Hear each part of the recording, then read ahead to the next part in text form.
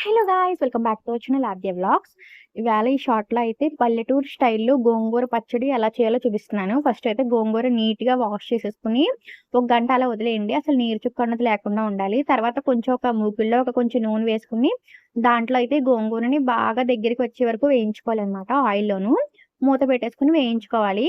ఈ గోంగూర పచ్చడి చాలా బావుంటుంది. దగ్గరలో నేను ఒక కట్టతో చేస్తున్నాను కాబట్టి నేను ఇందులో అయితే ఒక నిమ్మకాయ సైజంతా చూడండి. ఒక నిమ్మకాయ సైజంత చింతపండు వేశాను. ఒక కట్టకి మాత్రమే నేనంత వేశాననమాట.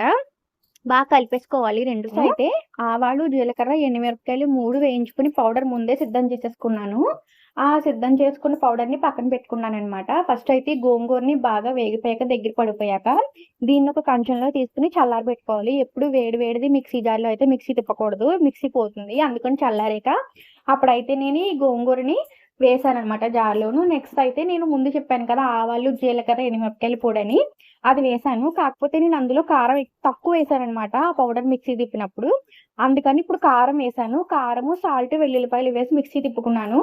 వెల్లుల్లిపాయలు మనం పైన వేయించిన దానికన్నా కొంచెం తిప్పితే కూడా ఫ్లేవర్ బావుంటుంది. అందుకని వెల్లుల్లిపాయలు అందులో కొన్ని వేశాను. తర్వాత కొంచెం వేరుశనగ నూనె తీసుకొని, ఒక 3 స్పూన్లు వేరుశనగ నూనె తీసుకొని, అందులో అయితే వెల్లుల్లిపాయలు వేయించి పైన ఇలా గోంగూర పచ్చడి అయితే రెడీ అయిపోయింది. సూపర్ ఉంటుంది. వేడి వేడి అన్నంలో కలుపుకొని తినండి. మా వీడియోస్ నచ్చితే సబ్స్క్రైబ్.